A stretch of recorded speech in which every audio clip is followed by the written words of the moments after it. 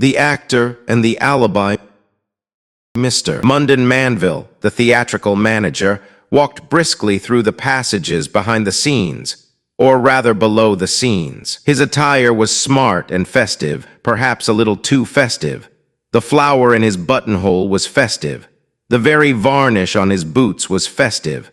But his face was not at all festive. He was a big, bull-necked, black-browed man, and at the moment his brow was blacker than usual. He had in any case, of course, the 100 botherations that besiege a man in such a position, and they ranged from large to small and from new to old. It annoyed him to pass through the passages where the old pantomime scenery was stacked, because he had successfully begun his career at that theater with very popular pantomimes, and had since been induced to gamble in more serious and classical drama over which he had dropped a good deal of money. Hence, to see the sapphire gates of Bluebeard's Blue Palace, or portions of the enchanted grove of golden orange trees, leaning up against the wall to be festooned with cobwebs or nibbled by mice, did not give him that soothing sense of a return to simplicity, which we all ought to have when given a glimpse of that wonderland of our childhood.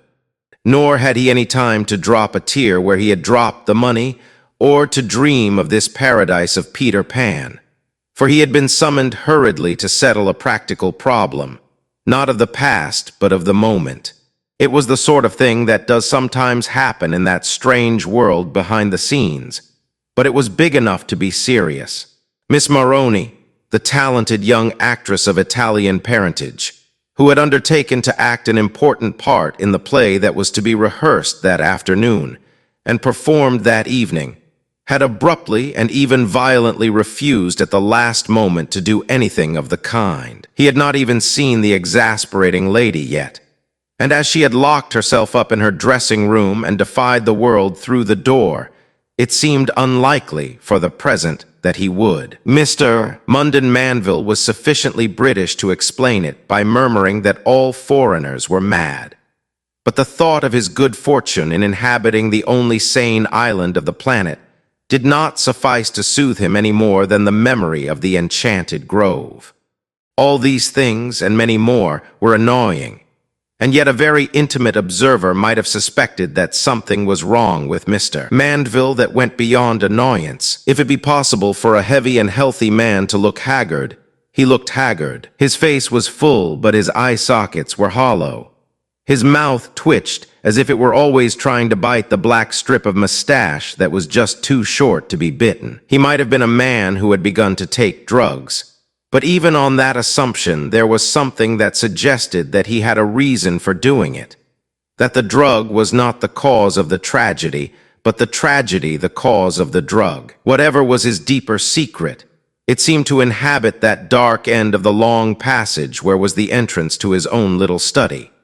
And as he went along the empty corridor, he threw back a nervous glance now and then. However, business is business, and he made his way to the opposite end of the passage where the blank green door of Miss Maroni defied the world. A group of actors and other people involved were already standing in front of it, conferring and considering, one might almost fancy, the advisability of a battering ram. The group contained one figure, at least, who was already well enough known, whose photograph was on many mantelpieces and his autograph in many albums. For though Norman Knight was playing the hero in a theater that was still a little provincial and old-fashioned, and capable of calling him the first walking gentleman, he, at least, was certainly on the way to wider triumphs. He was a good-looking man with a long, cleft chin and fair hair low on his forehead, giving him a rather Neronian look that did not altogether correspond to his impulsive and plunging movements. The group also contained Ralph Randall, who generally acted elderly character parts, and had a humorous hatchet face blue with shaving and discolored with grease paint. It contained Mandeville's second walking gentleman, carrying on the not yet wholly vanished tradition of Charles's friend, a dark, curly-haired youth of somewhat Semitic profile bearing the name of Aubrey Vernon. It included Mr. Munden Mandeville's wife's maid or dresser, A very powerful-looking person with tight red hair and a hard wooden face. It also, incidentally, included Mandeville's wife, a quiet woman in the background with a pale, patient face, the lines of which had not lost a classical symmetry and severity, but which looked all the paler because her very eyes were pale, and her pale yellow hair lay in two plain bands like some very archaic Madonna. Not everybody knew that she had once been a serious and successful actress in Ibsen and the intellectual drama, but her husband did not think much of problem plays, and certainly at the moment was more interested in the problem of getting a foreign actress out of a locked room. A new version of the conjuring trick of the vanishing lady. "Hasn't she come out yet?" he demanded, speaking to his wife's businesslike attendant rather than to his wife. "No, sir," answered the woman, who was known as Mrs. Sands in a somber manner. "We are beginning to get a little alarmed," said old Randall. "She seemed quite unbalanced, and we're afraid she might even do herself some mischief." "Hell," said Manville in his simple and artless way. "Advertisement's very good, but we don't want that sort of advertisement. Hasn't she any friends here? Has nobody any influence with her? Jarvis thinks the only man who might manage her is her own priest round the corner," said Randall. "And in case she does start hanging herself on a hat peg, I really thought perhaps he'd better be here. Jarvis has gone to fetch him, and as a matter of fact, here he comes." Two more figures appeared in that subterranean passage under the stage. The first was Ashton Jarvis, a jolly fellow who generally acted villains, but who had surrendered that high vocation for the moment to the curly-headed youth with the nose. The other figure was short and square and clad all in black. It was Father Brown from the church round the corner. Father Brown seemed to take it quite naturally, and even casually, that he should be called in to consider the queer conduct of one of his flock, whether she was to be regarded as a black sheep or only as a lost lamb. But he did not seem to think much of the suggestion of suicide. "I suppose there was some reason for her flying off the handle like that," he said. "Does anybody know what it was?" "Dissatisfied with her part, I believe," said the older actor. "They always are," growled Mr. Munden Manville, "and I thought my wife would look after those arrangements." "I can only say," said Mrs. Munden Manville rather wearily, "that I gave her what ought to be the best part. It's supposed to be what stage-struck young women want, isn't it? To act the beautiful young heroine and marry the beautiful young hero in a shower of bouquets and cheers from the gallery. Women of my age naturally have to fall back on acting respectable matrons, and I was careful to confine myself to that." "It would be devilish awkward to alter the parts now anyhow," said Randall. "It's not to be thought of," declared Norman Knight firmly. "Why, I could hardly act, but anyhow it's much too late." Father Brown had slipped forward and was standing outside the locked door listening. "Is there no sound?" asked the manager anxiously, and then added in a lower voice, "Do you think she can have done herself in?" "There is a certain sound," replied Father Brown calmly. "I should be inclined to deduce from the sound that she is engaged in breaking windows or looking glasses, probably with her feet. No, I do not think there is much danger of her going on to destroy herself. Breaking looking glasses with your feet is a very unusual prelude to suicide. If she had been a German, gone away to think quietly about metaphysics and Weltschmerz, I should be all for breaking the door down. These Italians don't really die so easily, and are not liable to kill themselves in a rage. Somebody else, perhaps. Yes, possibly, it might be well to take ordinary precautions if she comes out with a leap."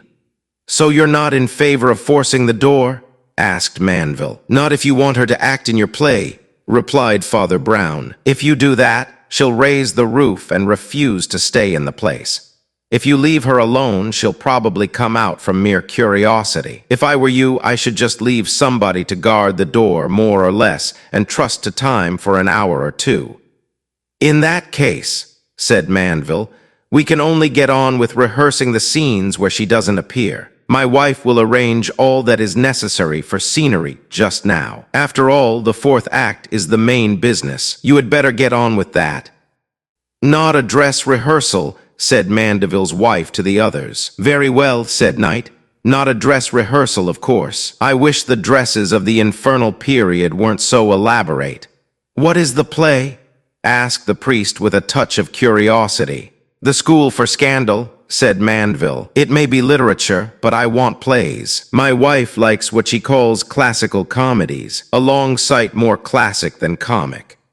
At this moment, the old doorkeeper, known as Sam, and the solitary inhabitant of the theater during off hours, came waddling up to the manager with a card to say that Lady Miriam Marden wished to see him. He turned away, but Father Brown continued to blink steadily for a few seconds in the direction of the manager's wife, and saw that her wan face wore a faint smile, not altogether a cheerful smile. Father Brown moved off in company with the man who had brought him in, who happened, indeed, to be a friend and person of a similar persuasion, which is not uncommon among actors. As he moved off, however, he heard Mrs. Mandeville give quiet directions to Mrs. Sands that she should take up the post of watcher beside the closed door. Mrs. Mandeville seems to be an intelligent woman, said the priest to his companion, though she keeps so much in the background.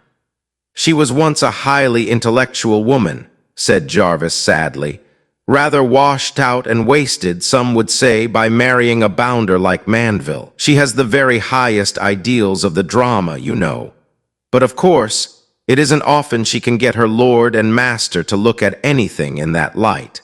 Do you know he actually wanted a woman like that to act as a pantomime boy? Admitted that she was a fine actress, but said pantomimes paid better. That will give you about a measure of his psychological insight and sensibility. But she never complained. As she said to me once, complaint always comes back in an echo from the ends of the world, but silence strengthens us. If only she were married to somebody who understood her ideas, she might have been one of the great actresses of the age. Indeed, the highbrow critics still think a lot of her. As it is, she is married to that. And he pointed to where the big black bulk of Mandeville stood with his back to them, talking to the ladies who had summoned him forth into the vestibule. Lady Miriam was a very long and languid and elegant lady, handsome in a recent fashion largely modeled on Egyptian mummies. Her dark hair cut low and square, like a sort of helmet, and her lips very painted and prominent, and giving her a permanent expression of contempt. Her companion was a very vivacious lady, with an ugly, attractive face and hair powdered with gray. She was a Miss Teresa Talbot, and she talked a great deal, while her companion seemed too tired to talk at all. Only just as the two men passed, Lady Miriam summoned up the energy to say, "Plays are a bore, but I've never seen a rehearsal in ordinary clothes. Might be a bit funny. Somehow nowadays one can never find a thing one's never seen." "Now, Mr. Mandeville," said Miss Talbot, tapping him on the arm with animated persistence, "you simply must let us see that rehearsal. We can't come tonight, and we don't want to. We want to see all the funny people in the wrong clothes." "Of course I can give you a box if you wish it," said Mandeville hastily. "Perhaps your ladyship would come this way." And he led them off down another corridor. "I wonder," said Jarvis in a meditative manner, "whether even Mandeville prefers that sort of woman." "Well," asked his clerical companion, "have you any reason to suppose that Mandeville does prefer her?"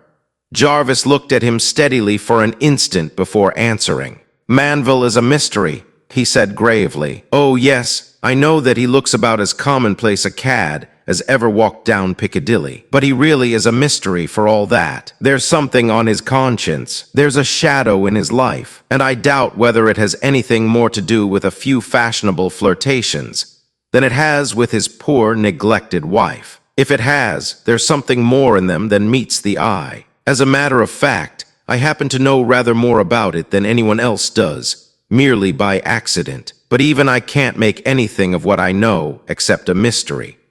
He looked around him in the vestibule to see that they were alone, and then added, lowering his voice, "I don't mind telling you, because I know you are a tower of silence where secrets are concerned. But I had a curious shock the other day, and it has been repeated several times since. You know that Mandeville always works in that little room at the end of the passage, just under the stage. Well, twice over I happened to pass by there when everyone thought he was alone. And what's more, when I myself happened to be able to account for all the women in the company, and all the women likely to have to do with him being absent or at their usual posts. All the women? Remarked Father Brown inquiringly. There was a woman with him, said Jarvis almost in a whisper. There is some woman who is always visiting him. Somebody that none of us knows. I don't even know how she comes there, since it isn't down the passage to the door. But I think I once saw a veiled or cloaked figure passing out into the twilight at the back of the theater, like a ghost. But she can't be a ghost, and I don't believe she's even an ordinary affair. I don't think it's lovemaking. I think it's blackmail. What makes you think that? Asked the other. Because, said Jarvis, his face turning from grave to grim, I once heard sounds like a quarrel, and then the strange woman said in a metallic, menacing voice 4 words, I am your wife. You think he's a bigamist, said Father Brown reflectively. Well, bigamy and blackmail often go together, of course. But she may be bluffing as well as blackmailing. She may be mad. These theatrical people often have monomaniacs running after them. You may be right, but I shouldn't jump to conclusions. And talking about theatrical people, isn't the rehearsal going to begin, and aren't you a theatrical person? I'm not on in this scene, said Jarvis with a smile. They're only doing one act, you know, until your Italian friend comes to her senses. Talking about my Italian friend, observed the priest, I should rather like to know whether she has come to her senses. We can go back and see if you like, said Jarvis, and they descended again to the basement and the long passage, at one end of which was Mandeville's study, and at the other the closed door of Signora Maroni. The door seemed to be still closed, and Mrs. Sands sat grimly outside it, as motionless as a wooden idol. Near the other end of the passage, they caught a glimpse of some of the other actors in the scene mounting the stairs to the stage just above. Vernon and old Randall went ahead, running rapidly up the stairs, but Mrs. Manville went more slowly in her quietly dignified fashion, and Norman Knight seemed to linger a little to speak to her. A few words fell on the ears of the unintentional eavesdroppers as they passed. I tell you a woman visits him, Knight was saying violently. Hush, said the lady in her voice of silver that still had in it something of steel. You must not talk like this. Remember, he is my husband. I wish to God I could forget it, said Knight, and rushed up the stairs to the stage. The lady followed him, still pale and calm, to take up her own position there. Somebody else knows it, said the priest quietly, but I doubt whether it is any business of ours. Yes, muttered Jarvis, it seems as if everybody knows it and nobody knows anything about it. They proceeded along the passage to the other end where the rigid attendant sat outside the Italian's door. No, she ain't come out yet, said the woman in her sullen way. And she ain't dead, for I heard her moving about now and then. I dunno what tricks she's up to. Do you happen to know, ma'am, said Father Brown with abrupt politeness, where Mr. Manville is just now? Yes, she replied promptly. Saw him go into his little room at the end of the passage a minute or two ago, just before the prompter called and the curtain went up. Must be there still, for I ain't seen him come out. There's no other door to his office, you mean? Said Father Brown in an offhand way. Well, I suppose the rehearsal's going in full swing now, for all the signoras sulking. Yes, said Jarvis after a moment's silence. I can just hear the voices on the stage from here. Old Randall has a splendid carrying voice. They both remained for an instant in a listening attitude, so that the booming voice of the actor on the stage could indeed be heard rolling faintly down the stairs and along the passage. Before they had spoken again, or resumed their normal poise, their ears were filled with another sound. It was a dull but heavy crash, and it came from behind the closed door of Munden Mandeville's private room. Father Brown went racing along the passage like an arrow from the bow, and was struggling with the door handle before Jarvis had wakened with a start and begun to follow him. The door is locked, said the priest, turning a face that was a little pale, and I am all in favor of breaking down this door. Do you mean, asked Jarvis with a rather ghastly look, that the unknown visitor has got in here again? Do you think it's anything serious? After a moment he added, "I may be able to push back the bolt. I know the fastening on these doors." He knelt down and pulled out a pocket knife with a long steel implement, manipulated it for a moment, and the door swung open on the manager's study. Almost the first thing they noticed was that there was no other door and even no window. But a great electric lamp stood on the table. But it was not quite the first thing that they noticed. For even before that they had seen that Manville was lying flat on his face in the middle of the room, and the blood was crawling out from under his fallen face like a pattern of scarlet snakes that glittered evilly in that unnatural subterranean light. They did not know how long they had been staring at each other when Jarvis said, like one letting loose something that he had held back with his breath, "If the stranger got in somehow, she has gone somehow." "Perhaps we think too much about the stranger," said Father Brown. "There are so many strange things in this strange theater that you rather tend to forget some of them." "Why, which things do you mean?"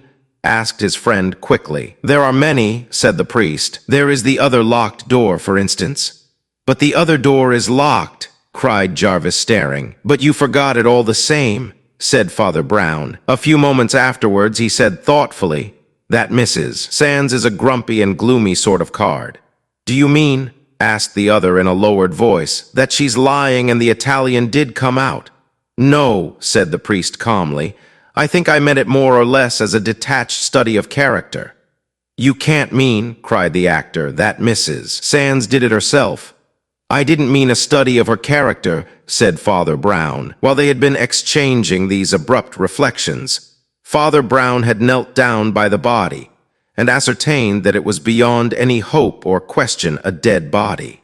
Lying beside it, though not immediately visible from the doorway, was a dagger of the theatrical sort, lying as if it had fallen from the wound or the hand of the assassin. According to Jarvis, who recognized the instrument, there was not very much to be learned from it, unless the experts could find some fingerprints. It was a property dagger.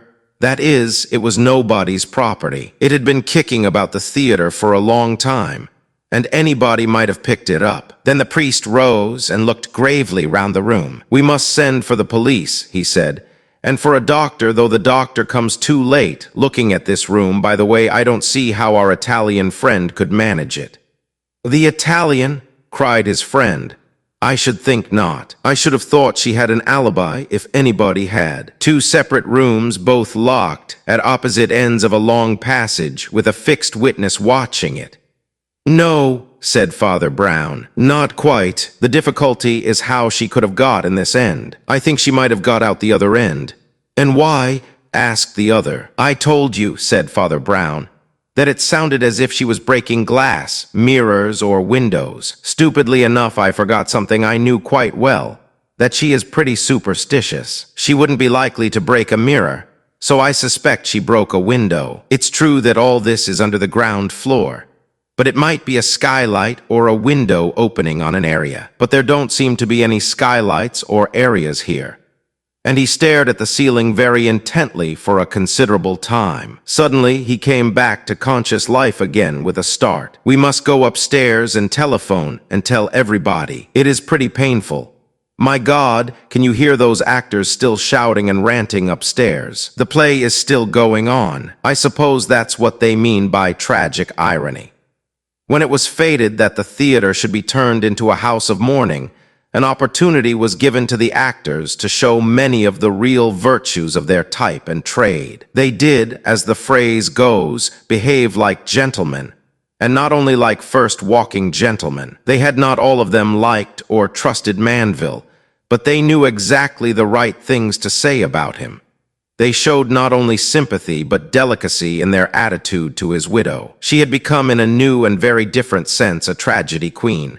Her lightest word was law, and while she moved about slowly and sadly, they ran her many errands. She was always a strong character, said old Randall rather huskily, and had the best brains of any of us. Of course, poor Manville was never on her level in education and so on, but she always did her duty splendidly. It was quite pathetic the way she would sometimes say she wished she had more intellectual life.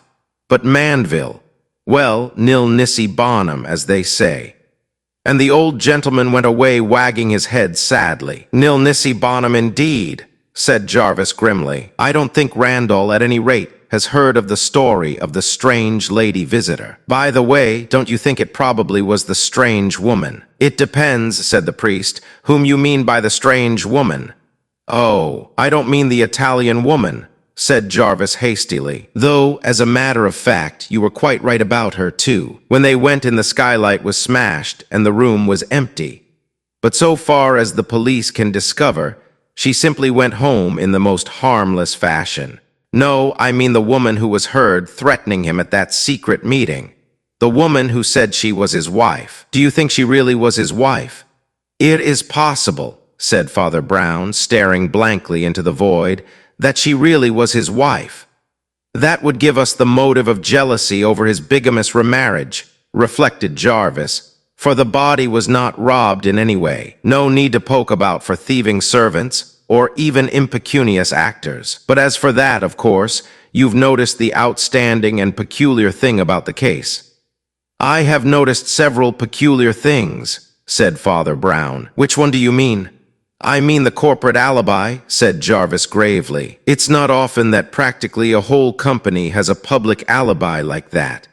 An alibi on a lighted stage and all witnessing to each other. As it turns out, it is jolly lucky for our friends here that poor Manville did put those two silly society women in the box to watch the rehearsal. They can bear witness that the whole act was performed without a hitch, with the characters on the stage all the time. They began long before Manville was last seen going into his room. They went on at least 5 or 10 minutes after you, and I found his dead body. And by a lucky coincidence, the moment we actually heard him fall was during the time when all the characters were on the stage together.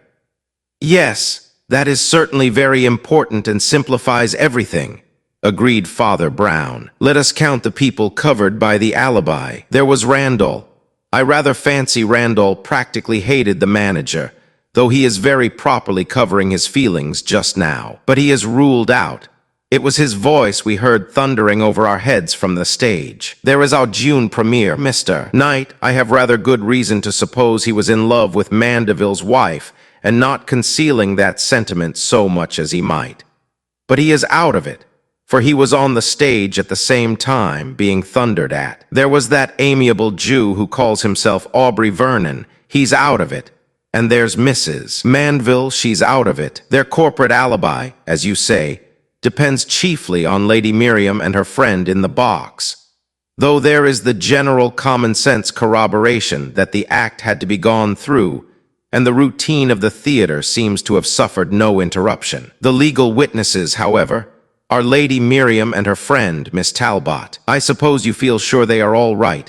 Lady Miriam, said Jarvis in surprise. Oh, yes, I suppose you mean that she looks a queer sort of vamp, but you've no notion what even the ladies of the best families are looking like nowadays. Besides, is there any particular reason for doubting their evidence? Only that it brings us up against a blank wall, said Father Brown. Don't you see that this collective alibi practically covers everybody? Those 4 were the only performers in the theater at the time, and there were scarcely any servants in the theater. None indeed, except old Sam, who guards the only regular entrance, and the woman who guarded Miss Maroney's door. There is nobody else left available but you and me. We certainly might be accused of the crime, especially as we found the body. There seems nobody else who can be accused. You didn't happen to kill him when I wasn't looking, I suppose. Jarvis looked up with a slight start and stared a moment.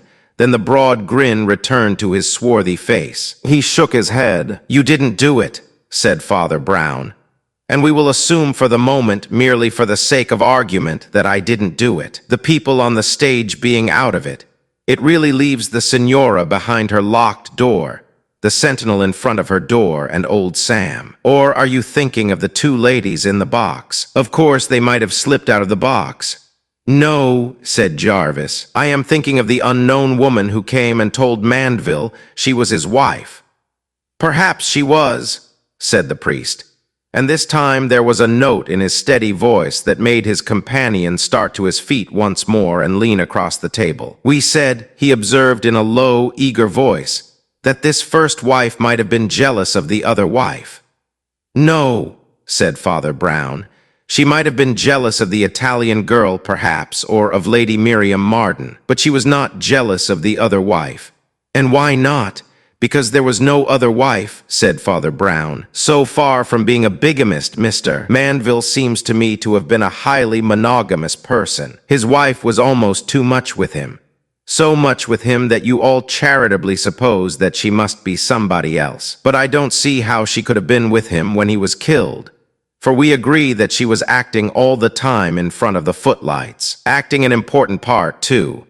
Do you really mean, cried Jarvis, that the strange woman who haunted him like a ghost was only the Mrs. Manville we know?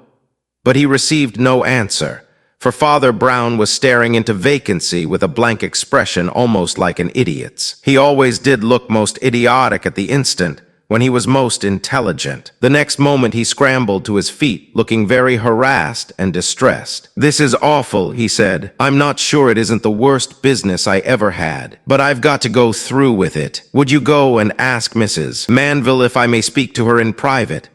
"Oh, certainly," said Jarvis as he turned towards the door. "But what's the matter with you?" "Only being a born fool," said Father Brown. "A very common complaint in this vale of tears. I was fool enough to forget altogether that the play was the school for scandal." He walked restlessly up and down the room until Jarvis reappeared at the door with an altered and even alarmed face. "I can't find her anywhere," he said. "Nobody seems to have seen her." "They haven't seen Norman Knight either, have they?" asked Father Brown dryly. "Well, it saves me the most painful interview of my life. Saving the grace of God. I was very nearly frightened of that woman, but she was frightened of me too, frightened of something I'd seen or said. Knight was always begging her to bolt with him. Now she's done it, and I'm devilish sorry for him." "For him?" inquired Jarvis. "Well, it can't be very nice to elope with a murderess," said the other dispassionately. "But as a matter of fact, she was something very much worse than a murderess." "And what is that?" "An egoist," said Father Brown. "She was the sort of person who had looked in the mirror before looking out of the window, and it is the worst calamity of mortal life. The looking-glass was unlucky for her, all right, but rather because it wasn't broken." "I can't understand what all this means," said Jarvis. "Everybody regarded her as a person of the most exalted ideals, almost moving on a higher spiritual plane than the rest of us." "She regarded herself in that light," said the other, "and she knew how to hypnotize everybody else into it. Perhaps I hadn't known her long enough to be wrong about her, but I knew the sort of person she was 5 minutes after I clapped eyes on her." "Oh, come," cried Jarvis. "I'm sure her behavior about the Italian was beautiful." "Her behavior always was beautiful," said the other. "I've heard from everybody here all about her refinements and subtleties, and spiritual soarings above poor Mandeville's head. But all these spiritualities and subtleties seem to me to boil themselves down to the simple fact that she certainly was a lady, and he most certainly was not a gentleman. But do you know, I have never felt quite sure that St. Peter will make that the only test at the gate of heaven. As for the rest," he went on with increasing animation, "I knew from the very first words she said that she was not really being fair to the poor Italian, with all her fine airs of frigid magnanimity. And again, I realized it when I knew that the play was the school for scandal." "You are going rather too fast for me," said Jarvis in some bewilderment. "What does it matter what the play was?" "Well," said the priest, "she said she had given the girl the part of the beautiful heroine and had retired into the background herself with the older part of a matron. Now, that might have applied to almost any play, but it falsifies the facts about that particular play. She can only have meant that she gave the other actress the part of Maria, which is hardly a part at all, and the part of the obscure and self-effacing married woman, if you please, must have been the part of Lady Teazle, which is the only part any actress wants to act. If the Italian was a first-rate actress who had been promised a first-rate part, there was really some excuse, or at least some cause, for her mad Italian rage. There generally is for mad Italian rages. Latins are logical and have a reason for going mad. But that one little thing let in daylight for me, on the meaning of her magnanimity. And there was another thing, even then. You laughed when I said that the sulky look of Mrs. Sands was a study in character, but not in the character of Mrs. Sands. But it was true. If you want to know what a lady is really like, don't look at her, for she may be too clever for you. Don't look at the men round her, for they may be too silly about her. But look at some other woman who is always near to her, and especially one who is under her. You will see in that mirror her real face, and the face mirrored in Mrs. Sands was very ugly. And as for all the other impressions, what were they? I heard a lot about the unworthiness of poor old Mandeville, but it was all about his being unworthy of her, and I am pretty certain it came indirectly from her. And even so, it betrayed itself. Obviously, from what every man said, she had confided in every man about her confounded intellectual loneliness. You yourself said she never complained, and then quoted her about how her uncomplaining silence strengthened her soul. And that is just the note. That's the unmistakable style. People who complain are just jolly, human, Christian nuisances. I don't mind them. But people who complain that they never complain are the devil. They are really the devil. Isn't that swagger of stoicism the whole point of the Byronic cult of Satan? I heard all this, but for the life of me, I couldn't hear of anything tangible she had to complain of. Nobody pretended that her husband drank, or beat her, or left her without money, or even was unfaithful, until the rumor about the secret meetings, which were simply her own melodramatic habit of pestering him with curtain lectures in his own business office. And when one looked at the facts, apart from the atmospheric impression of martyrdom she contrived to spread, the facts were really quite the other way. Mandeville left off making money on pantomimes to please her. He started losing money on classical drama to please her. She arranged the scenery and furniture as she liked. She wanted Sheridan's play, and she had it. She wanted the part of Lady Teazle, and she had it. She wanted a rehearsal without costume at that particular hour, and she had it. It may be worth remarking on the curious fact that she wanted that. But what is the use of all this tirade? Asked the actor, who had hardly ever heard his clerical friend make so long a speech before. We seem to have got a long way from the murder in all this psychological business. She may have eloped with Knight. She may have bamboozled Randall. She may have bamboozled me. But she can't have murdered her husband, for everyone agrees she was on the stage through the whole scene. She may be wicked, but she isn't a witch.